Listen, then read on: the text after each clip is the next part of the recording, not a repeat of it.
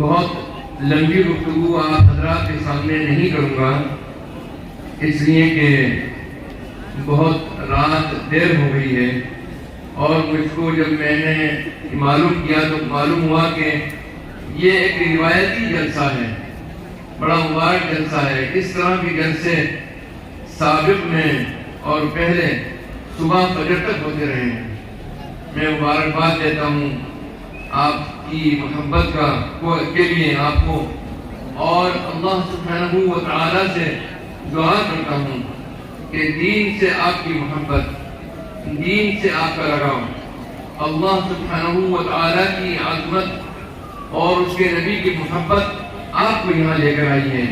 آپ صلی اللہ تعالیٰ علیہ وسلم کی محبت جو یہاں آپ کو لے کر آئی ہے، اس محبت کو اللہ قبول فرما لے اور دنیا و آخرت میں آپ کو سرخ روی عطا فرما لے۔ میرے بزرگوں اور عزیز ساتھیوں اور میرے محترم حاضرین مجلس، اس وقت ہندوستان کے اندر مسلمان بڑے سخت حالات سے گزر رہے ہیں۔ اس میں کوئی شک نہیں ہے کہ مسلمان ہر میدان کے اندر پچھڑتا چلا جا رہا ہے۔ آج اگر دیکھا جائے اور تجزیہ کیا جائے تو تعلیم ایک ایسا پیمانہ ہے، ایک ایسا ترازو ہے، ایک ایسی کسوٹی ہے جس کی بنیاد پر یہ بات کہی جا سکتی ہے کہ وہ ظاہر کرتی ہے کسی بھی قوم کے بارے میں کہ وہ ترقی کر رہی ہے یا ترقی کے میدان میں پچھڑ رہی ہے۔ اگر کوئی قوم تعلیم کے میدان کے اندر ترقی کر رہی ہے تو اس کا مطلب یہ ہوتا ہے کہ وہ زندگی کے تمام میدانوں میں ترقی کر رہی ہے، اور اگر وہ تعلیم کے میدان میں پچھڑ رہی ہے تو اس کا مطلب صاف یہ نکلتا ہے کہ وہ زندگی کے عملی میدان میں، ترقی کے میدان کے اندر وہ قوم پچھڑ رہی ہے۔ آج مسلمان تسلسل کے ساتھ میں تعلیم کے میدان میں پچھڑے پن کا شکار ہے، اور تعلیم کا مطلب پرائمری ایجوکیشن نہیں ہے، تعلیم کا مطلب 10ویں اور 12ویں کی ایجوکیشن نہیں ہے۔ تعلیم سے مراد جو تعلیم آپ کے مستقبل کو بہتر بنا سکتی ہے، جو تعلیم آنے والے وقت میں آپ کی عملی زندگی میں آپ کے کام آ سکتی ہے، آپ کی نسلوں میں کام آ سکتی ہے، آپ کے اجد و اقارب کے کام آ سکتی ہے، اس ملک کے کام آ سکتی ہے، اس کو کہتے ہیں اعلیٰ تعلیم اور ہائر ایجوکیشن۔ ہائر ایجوکیشن کے اندر یعنی اعلیٰ تعلیم میں مسلمان مسلسل پچھڑتا چلا جا رہا ہے اور پیچھے ہوتا چلا جا رہا ہے۔ سچر کمیٹی کا نام سنا ہوگا آپ نے، جسٹس راجندر سچر کی سربراہی میں یہ کمیٹی 2006 میں بنائی گئی تھی۔ 2005 میں اس کا فیصلہ ہوا تھا اور 2006 نومبر میں اس کی رپورٹ آ گئی تھی۔ اس رپورٹ نے مسلمانوں کے مختلف میدانوں کے اندر جو کنڈیشنز ہیں، سماجی میدان میں، تعلیم کے میدان میں، گورنمنٹ کی ملازمتوں کے میدان میں، اقتصادی میدان میں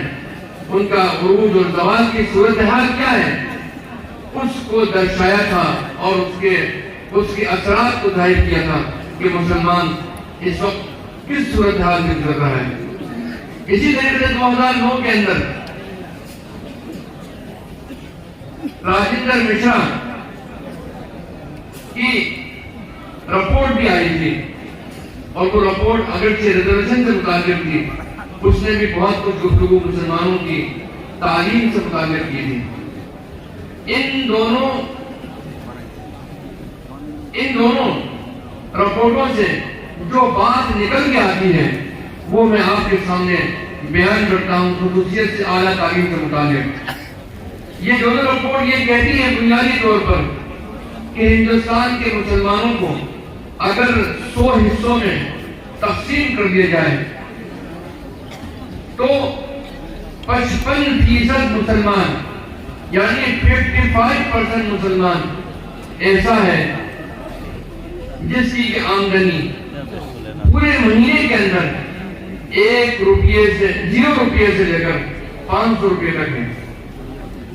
اگر ہم ایک فیملی میں اور ایک خاندان کے اندر 5 لوگوں کی فیملی یا خاندان کا تصور کر لیں تو اس کا مطلب یہ ہوا کہ ہم ₹0 نہ مانیں، اس کی میکسیمم اور زیادہ سے زیادہ آمدنی جو رپورٹ میں بتائی گئی ہے وہ ₹500 ہے۔ تو 5 اگر فرد ہے ایک فیملی کے اندر تو ان کی آمدنی ₹2500 یعنی ₹2500 ہوئی ایک فیملی کی آمدنی۔ اس کا مطلب یہ ہوا کہ ہندوستان کے اندر 55% یعنی 55% مسلمان ایسے ہیں کہ جن کی آمدنی میکسیمم ₹2500 ہے پوری ایک فیملی کی ماہانہ آمدنی۔ آگے چل کر یہ رپورٹ کہتی ہے کہ 35% مسلمان اس ملک میں ایسے ہیں جن کی آمدنی ₹500 سے لے کر ایک فرد کی اور ₹1000 تک ہے، لیکن اس سے ₹1000 سے کم تک ہے۔ تو اگر ہم ₹1000 مان لیں تو 5 افراد کی آمدنی پر مشتمل ایک فیملی کی مجموعی آمدنی ₹5000 ہوئی۔